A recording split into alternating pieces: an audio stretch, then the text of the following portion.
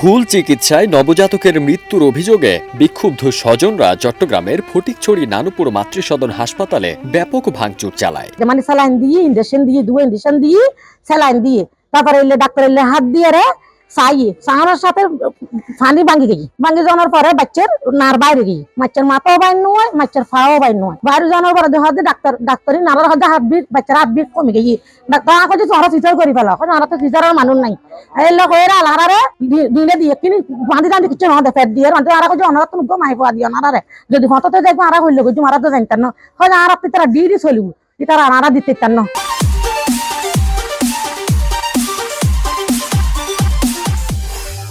22 ফেব্রুয়ারি সকাল 8টার দিকে এ ভাঙচুরের ঘটনা ঘটে।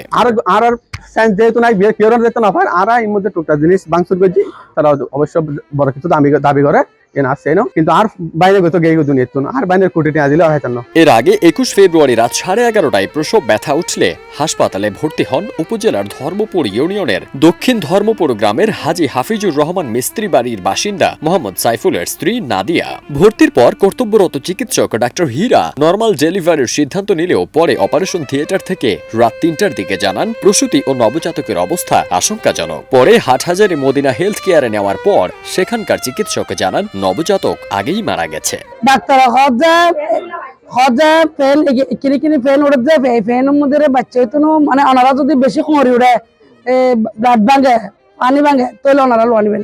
সকালে নিহত নবজাতককে কোলে নিয়ে স্বজনেরা অভিযোগ করেন হাসপাতাল কর্তৃপক্ষ ও চিকিৎসকের অবহেলার কারণে এ ঘটনা ঘটেছে। তারা হাসপাতাল বন্ধ করা সহ নবজাতক হত্যার বিচারের দাবি জানিয়ে উপজেলা স্বাস্থ্য কর্মকর্তা বরাবর একটি লিখিত অভিযোগ দিয়েছেন। প্রথম বাচ্চা খালি দুই বিদা করে দিতে আপনি তারা আরো 4,000 টাকা বিল দিকে আর কিল্লা বিলে দুপুত মেদি ফেলাই দিলে হসপিটালে দিলে আর নাতিবে কিল্লা মারি ফেলাইলু আর নাতিবা আর ভাই মা দুনিয়া তুমি দেখো যাবাজি আর প্রথম বাচ্চা হবে। এ নিয়ে হাসপাতালটির ভাইস চেয়ারম্যান নাসির উদ্দিন বলেন, মিথ্যা অভিযোগে পরিকল্পিতভাবে রোগীর স্বজনরা হাসপাতালে ভাঙচুর চালিয়েছেন।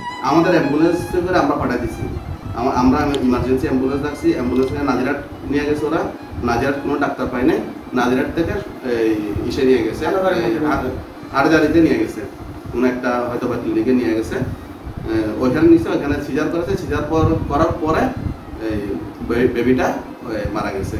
তো এখানে তো আমাদের প্রতিষ্ঠানে কোনো মারাও যায় নাই, আমাদের প্রতিষ্ঠানে রোগীও ছিল না, আমাদের প্রতিষ্ঠানে কিছু নাই। গত 22 ফেব্রুয়ারি রাতে ফটিকছড়ি থানার ওসি নূর আহমদ জানান, লোমহর্ষকে ঘটনার বিষয়ে লিখিত অভিযোগ পেয়েছি, পরবর্তী আইনগত ব্যবস্থা প্রক্রিয়াধীন। ফারদিন সানি, দেশ রূপান্তর।